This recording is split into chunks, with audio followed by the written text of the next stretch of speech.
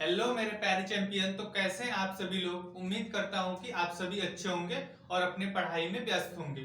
तो आज के वीडियो आप लोगों के लिए बहुत ही इम्पोर्टेंट होने वाली है, क्योंकि आज के इस वीडियो में हम लोग क्लास 10th मैथ में इम्पोर्टेंट क्वेश्चन को 4 नंबर वाले जो क्वेश्चन पूछे जाते हैं बोर्ड एग्जाम में, जो कि 5 क्वेश्चन पूछे जाते हैं, मतलब पूछे जाते हैं 6 करने होते हैं 5, मतलब 20 मार्क्स का पूछा जाता है। तो अगर आप एक अच्छा स्कोर करना चाहते हैं 90 पर 95 98, तो आप लोगों को ये जो बड़े वाले क्वेश्चन होते हैं उन पर अच्छी तरीके से कमांड होना जरूरी है। तो आज जो हुनी पोर्शन में से 4 अंक वाले जो क्वेश्चन पूछे जाते हैं रिपीटेटिव क्वेश्चन, उनको डिस्कस करेंगे, जिसमें से इससे जो भी क्वेश्चन होंगे वो प्रीवियस ईयर बेस्ड होंगे। तो वीडियो में आगे बढ़ने से पहले अगर आप चैनल पर पहली बार विजिट किए हैं तो चैनल को प्लीज सब्सक्राइब जरूर कीजिएगा और वीडियो को टिल एंड तक जरूर देखिएगा। तो हम लोग स्टार्ट करते हैं। हम लोग का आज का पहला क्वेश्चन है जो कि सांख्यिकी चैप्टर का है। इससे भी मतलब 8 से लेकर 10 अंक तक पूछे जाते हैं कभी कभी, मतलब 8 अंक या 6 अंक तो मान ली चलिए, 6 से लेकर 10 अंक के क्वेश्चन पूछे जाते हैं। इससे 2 क्वेश्चन आ जाते हैं हमेशा। एक तो 4 अंक में पूछ लिया जाता है और दो बहुविकल्पी में एक एक 2 पूछ लिए जाते हैं, और 2 नंबर वाले में भी। उसमें से पहला क्वेश्चन हम लोग का है कि निम्न बारंबारता का माध्य ज्ञात कीजिए। माध्य ज्ञात करने वाले क्वेश्चन बहुत आते हैं। मतलब क्या दिया है, एक वर्ग अंतराल दिया रहता है, फिर बारंबारता दिया रहता है, हमें उसकी सहायता से माध्य ज्ञात करना होता है। तो ज्ञात करने का फंडा क्या है, जैसे जो वर्ग अंतराल दिया रहता है इससे हम लोग क्या निकालते हैं, वर्ग चिन्ह निकालते हैं। वर्ग अंतराल से क्या निकालते हैं, वर्ग चिन्ह।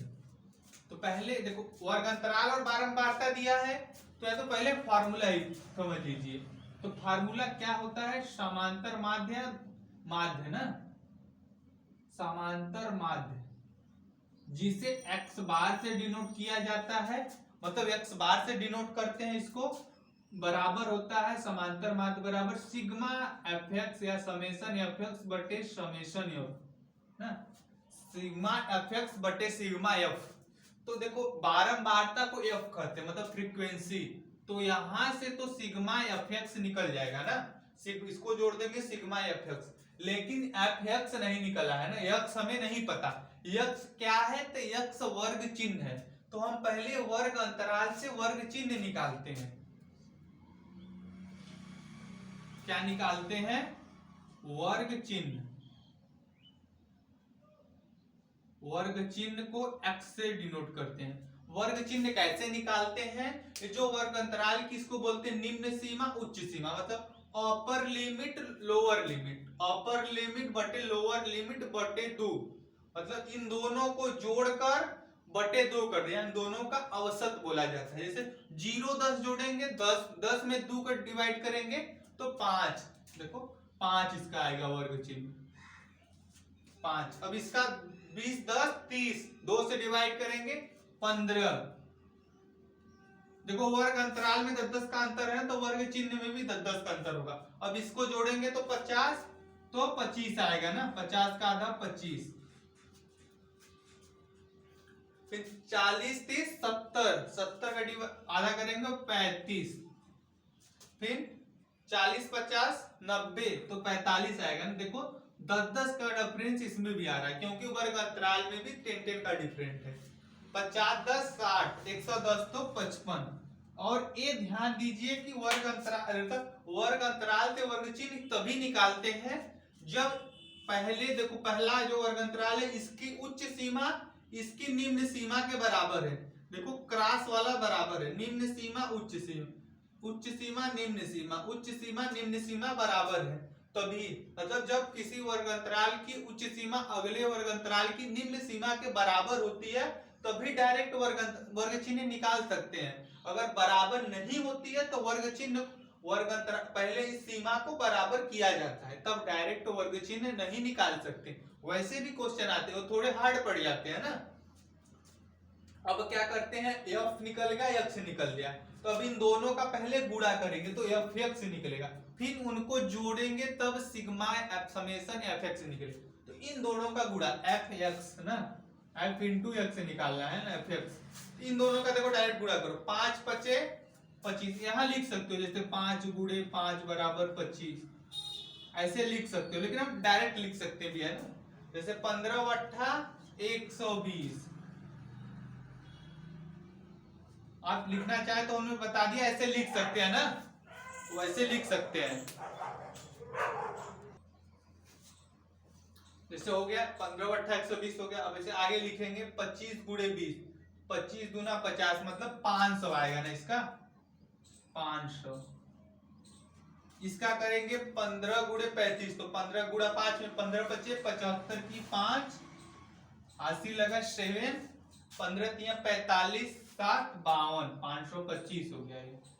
फिर आगे करेंगे 45 गुणे 7, तो 7 बचे 35 की 5, 80 लगा 3, 7 चौक 28, 3 31, 315 हो गया ये। अगला करेंगे 55 गुणे 5, तो इसको करेंगे तो 275 आएगा ना, गुणा कर लीजिए, 5 पचे 25 की 5, 80 लगा 2, फिर 5 पचे 25 2 27। ये हो गया, देखो समेशन ऑफ एफ एक्स सब निकल गया। अब सूत्र क्या होता है, समांतर माध्य x बार बराबर समेशन ऑफ एफ एक्स बटे समेशन ऑफ एफ। तो समेशन का मतलब क्या होता है, जोड़। देखो एफ है तो इसको पूरे को जोड़ोगे तो क्या आएगा, summation of F. F x का मान है तो पूरे एफ एक्स को जितने भी मान है इसको जोड़ोगे तो summation of F x. Summation का अर्थ होता है जोड़, तो हम लोग पहले निकालते हैं समेशन ऑफ एफ। क्या निकालते हैं, summation of F equal to, देखो जोड़ो, कैसे जोड़ोगे,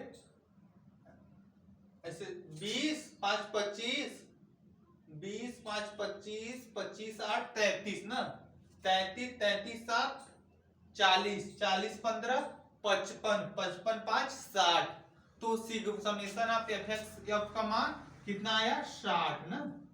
अब समेशन ऑफ एफ एक्स का वैसे सेम मेथड से जोड़ो, केवल सभी को ऐड करना है। पहले इकाई वाला ऐड कर दो, 5 5 10, 5 1 15, 5 चौका 20, हाशिया 2 आया ना, हाशिया 2, फिर 2 2 4, 4 2 6, 6 1 7, 7 7 14, 14 2 16, फिर हाशिया 1 आया ना, 5 1 6, 6 5 11, 11 3 14, 14 2 16, 16 हासिल 1 था ना 17, मतलब 1760 आया ना। एफ एक्स का मान, समेशन ऑफ एफ एक्स का मान 1760 और समेशन ऑफ एफ का मान 60। अब केवल समांतर माध्य माध्य एक ही होता है ना, तो उसके फॉर्मूला में वैल्यू को पुट करना है।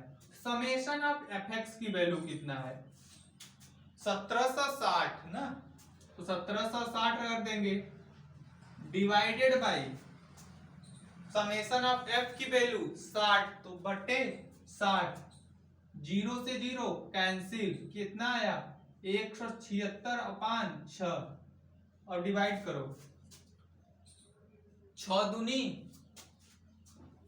या तो डिवाइड करके देख लो, तो 6 दूनी 12 हो जाएगा, हाथ से 5 बचेगा, 6 फिर 6 उतरेगा, 6 9 में 54 बटे 2, फिर दशमलव लग के 0, तो मतलब 29.3 आया ना।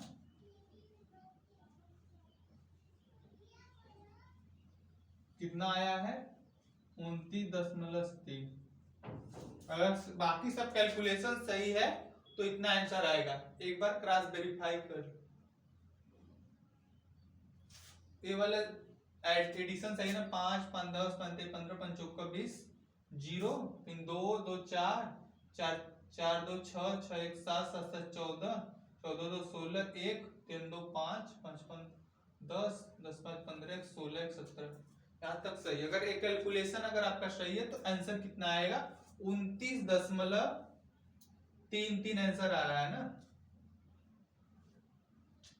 29.3 इस तरीके से आंसर आएगा। तो अगर वर्ग अंतराल दिया है, बारंबारता दिया है, तो वर्ग अंतराल से पहले हम लोग वर्ग चिन्ह निकालेंगे, एफ का मान निकल गया, एस का मान निकल गया, तो एफ एक्स निकाल लेंगे, एफ को जोड़ देंगे, फिर एफ एक्स को जोड़ देंगे। तो x बार बराबर समांतर माध्य x बार बराबर समेशन ऑफ fx बटे समेशन ऑफ f, फिर वैल्यू पुट कर देंगे, आंसर आपका निकल कर आ गया। तो ये वाला क्वेश्चन बहुत बार पूछा जाता है इस टाइप का ना, तो अच्छे से इस टाइप का प्रैक्टिस कर लीजिएगा। तो हम लोग का क्वेश्चन नंबर 1 कंप्लीट हो गया। उम्मीद करता हूँ अच्छे तरह के समझ में आ गया होगा।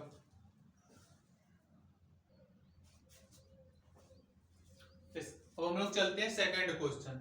सेकंड क्वेश्चन हमारा जो कि दो चर वाले रैखिक समीकरण के युग्म से लिया गया है। क्या कह रहा है इसमें कि दिखाइए कि रैखिक समीकरण 3x - y बराबर 2 तथा 9x - 3y बराबर 6 के अनेक हल होंगे। मतलब दो समीकरण दिया है, उनको हमें दिखाना है कि इसके अनेक हल होंगे।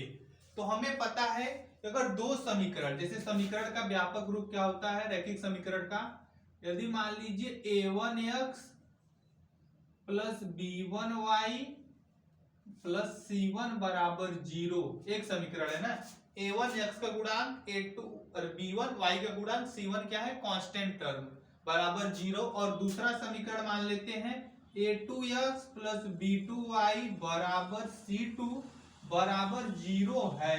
अगर दो समीकरण इस रूप के होते हैं तो अनेक हल कब होते हैं, तो अनेक हल तब होते हैं जब a1 बटा a2 मतलब a1 बटा a2 बराबर b1 बटे b2 बराबर c1 बटे c2 होता है। तब ये अनेक हल होने के लिए शर्त है इस रूप का रहेगा। तो अगर a1 बटा a2 equal to b1 upon b2 equal to c1 upon c2 रहेगा तब अनेक हल होंगे। तो हमें इसको इस रूप में कन्वर्ट करके ये दिखाना है ना। जैसे फर्स्ट समीकरण है ना, फर्स्ट समीकरण क्या है कि 3x - y बराबर 2। तो हमें कांस्टेंट टर्म को भी इधर लाना है ना। देखो बराबर 0 लिखा है ना, तो इस रूप में लिख रहे हैं। क्या लिखेंगे 3x - y - 2 बराबर 0। अब हम लोग प्लस वाला सब चिन्ह लगा देंगे ना। देखो ऐसे 3x हो गया प्लस, तो ये माइनस हो गया 1 इंटू वाई प्लस -2। समीकरण 1 है ना, समझ में आया ना। देखो 3x प्लस लिखे, a प्लस लिख दिए तो -1 का गुणांक है ना। अगर कुछ नहीं है तो 1 लिखा है तो -1 लिख दिए, प्लस वाई प्लस प्लस लिखकर फिर ए माइनस लगा दिए ना -2। तो इस रूप का लिख सकते हैं। इसकी किससे कर देंगे a1x plus b1y plus c1 बराबर 0 से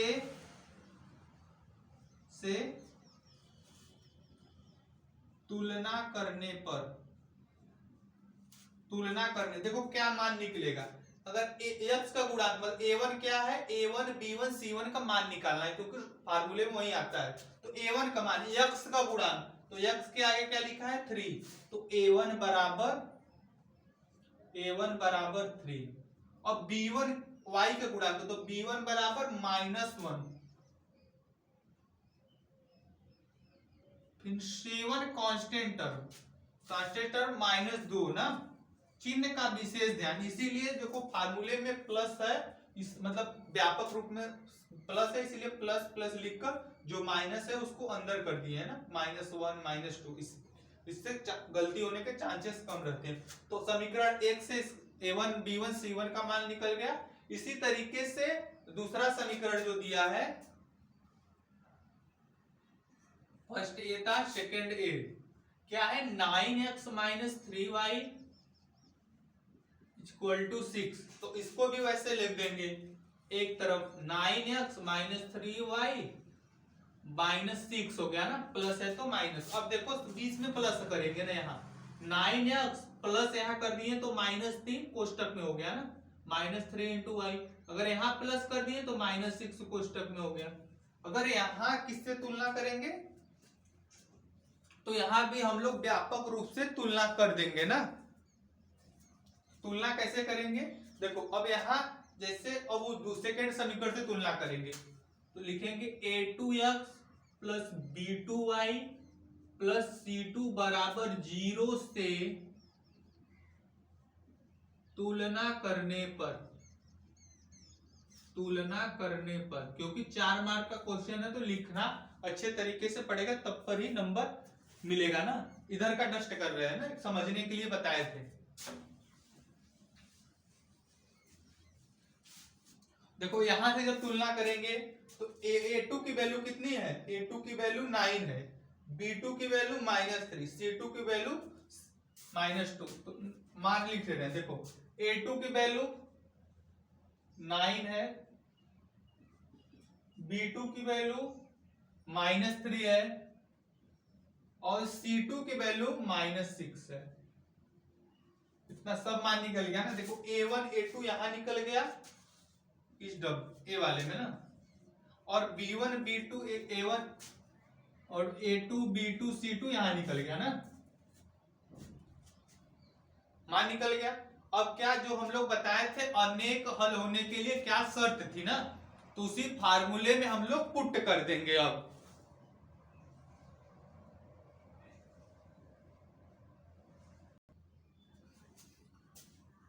तो अनेक हल होने के लिए शर्त क्या बताए थे, लिख लेंगे। अनेक हल होने के शर्त, होने के लिए शर्त, अनेक हल होने के लिए शर्त क्या था, शर्त ये होनी चाहिए या स्थिति क्या थी कि अगर A1 बटा A2 बराबर B1 बटे B2 बराबर C1 बटे C2 है। अब हम मान रखकर देखेंगे ये बराबर है कि नहीं, वैसे होगा ही क्योंकि दिखाना है ना, प्रूफ करना है बस उसको दिखाना है। देखो A1 के मान 3 ना, A2 का मान 9, B1 का मान -1, B2 का मान -3, फिर C1 का मान -2, फिर C2 का मान -6। अब देखो तो माइनस से माइनस कैंसिल, माइनस से माइनस कैंसिल। देखो 3 एक कम 3, देखो इसको क्या लिख सकते हैं 1/3 ना, फिर इसको भी 1/3, फिर देखो 2 एक कम 2, 2 तिहाई 6, 1/3।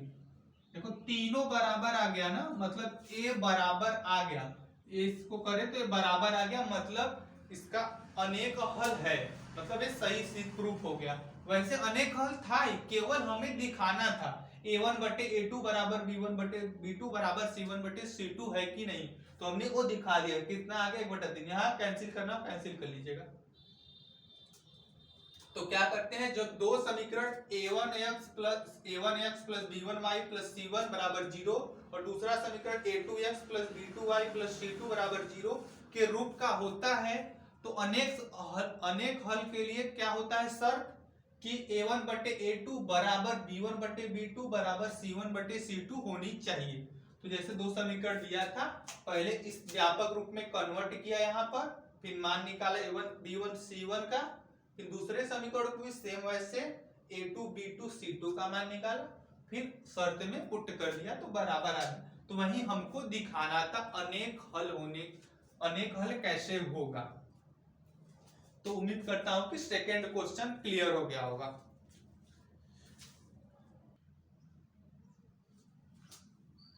अब हम लोग चलते हैं क्वेश्चन नंबर 3 पर।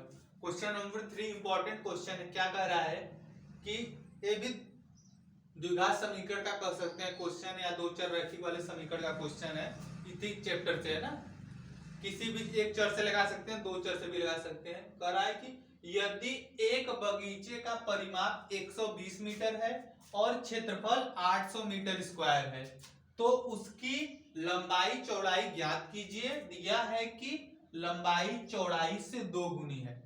तो जब ऐसे जैसे जब ऑप्शन हो कि सवाल को दो चर से भी लगा सकते हैं, एक चर से भी, तो ज्यादातर प्रयास कीजिए कि उसको एक चर में ही कन्वर्ट किया जाए। जैसे अगर हम यहाँ लंबाई चौड़ाई से 2 गुनी है, तो लंबाई x चौड़ाई y न माने तो सही रहेगा। अगर चौड़ाई को x मान देंगे तो लंबाई कितना हो जाएगा 2x हो जाएगा ना, तो एक चर में कन्वर्ट हो जाएगा तो अच्छा होगा। कह रहा है कि परिमाप कितना है बगीचे का 120 मीटर, तो बगीचा किस आकार का है, आयताकार होता है ना, क्योंकि लंबाई चौड़ाई थे 2 गुने, मतलब लंबाई चौड़ाई बराबर नहीं है, तो बगीचा कैसा है, आयताकार है ना। हल में क्या लिखेंगे हम लोग, देखो दिया क्या है, लंबाई चौड़ाई से दोगुनी है, तो किसकी दोगुनी है, चौड़ाई से, तो हम लोग चौड़ाई को मान लेते हैं ना, माना बगीचे की चौड़ाई, माना बगीचे की चौड़ाई कितना है, x मीटर है ना,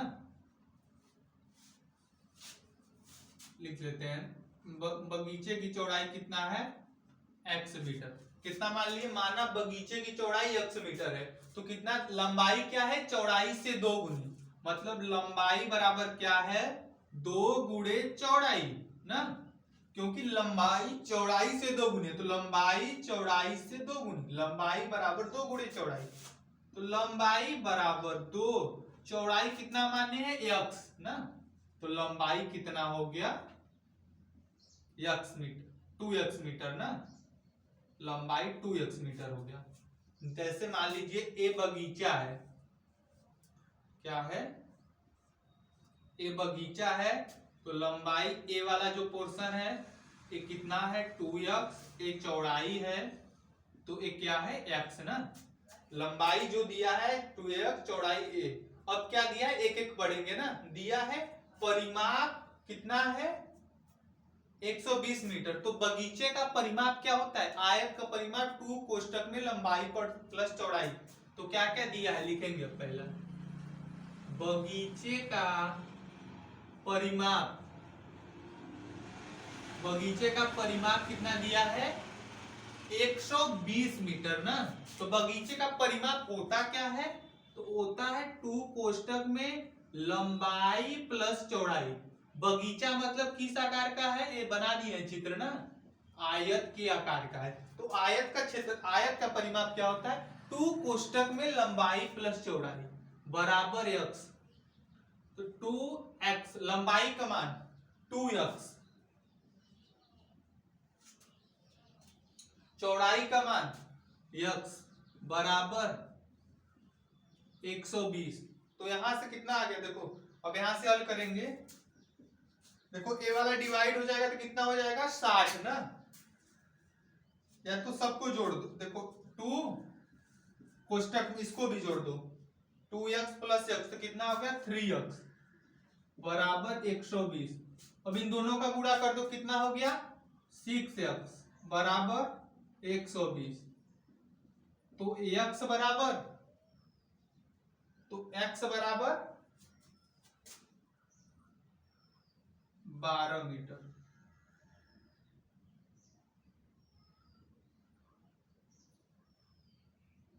x बराबर कितना आ गया, 6 दूनी 12, 20 मीटर ना, x बराबर कितना आ गया 20 मीटर,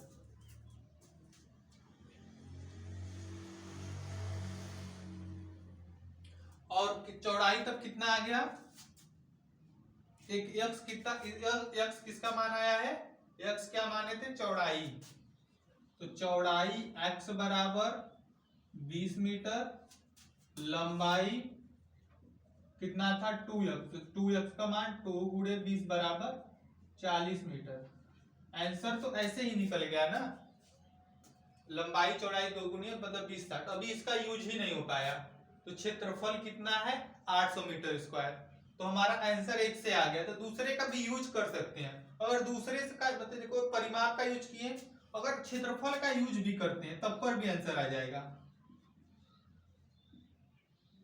बगीचे का क्षेत्रफल, क्षेत्रफल कितना दिया है 800 मीटर, देखो एक आंसर तो हमारे यहीं तक आ गया, लेकिन हमारा क्वेश्चन की सभी चीजें इस्तेमाल नहीं हुई, 800 मीटर स्क्वायर, तो बगीचे का क्षेत्रफल क्या होता है, लंबाई गुणे चौड़ाई बराबर 800, मतलब लंबाई गुणे चौड़ाई क्यों लिखे हैं, क्योंकि आयत का क्षेत्रफल है ना, लंबाई का मान 2x, चौड़ाई का मान x बराबर 800, तो यहां से 2x स्क्वायर, मतलब देखो 2x स्क्वायर हो गया बराबर 800, तो x स्क्वायर बराबर 400, मतलब यहां से भी x का मान 20 आया, तो यहां से भी x का मान 20, तो यहां से भी 2x का मान 40, मतलब यहां से भी लंबाई इतना चौड़ाई इतना, तो तो एक चर से भी आंसर आ गया। लेकिन अगर दोनों दोनों अगर क्वेश्चन का सही से इस्तेमाल करना है तो हमारा सजेशन रहेगा इसमें अगर दो चर का यूज करें तो ज्यादा बेटर रहेगा, क्योंकि आंसर हम लोग पहले झटके में ही लेकर आ जा रहे हैं ना। जैसे क्षेत्रफल, जो क्षेत्रफल या तो ये ध्यान रखिए, यदि परिमाप 120 रहेगा और लंबाई चौड़ाई से 2 गुनी रहेगी तो उसका क्षेत्रफल 800 आना तय है ना, क्योंकि इसका कोई यूज हुआ नहीं ना। क्योंकि अगर अगर चाहे यह दे चाहे ये चीज, हम लोग एक ही चीज से आंसर निकाल, अगर परिमाप दिया है तब पर भी आंसर निकाल दिए, अगर क्षेत्रफल दिया है तब पर भी। या तो कह सकते हैं कि या तो ए देना चाहिए तो ए देना चाहिए, क्योंकि हम लोग एक ही चर से गए हैं ना, तो आराम से क्वेश्चन निकल सकता है। या तो दो चर से मानते तो लंबाई को x चौड़ाई को y मानते, फिर x बराबर ऐसे ऐसे करते तो वैसे बहुत ज्यादा डिफिकल्ट भी हो जाता। तो ये था लंबाई और चौड़ाई को एक चर से हम लोग लगाए ना। तो आज के लिए बस इतना ही रखते हैं, थोड़ा छोटा है वीडियो, उसके लिए क्षमा चाहेंगे। हम लोग 3 ही क्वेश्चन कवर कर पाए, मतलब 6-7 क्वेश्चन कवर होगा तो अच्छा रहेगा ना। तो अगले वीडियो से कंटिन्यू करेंगे।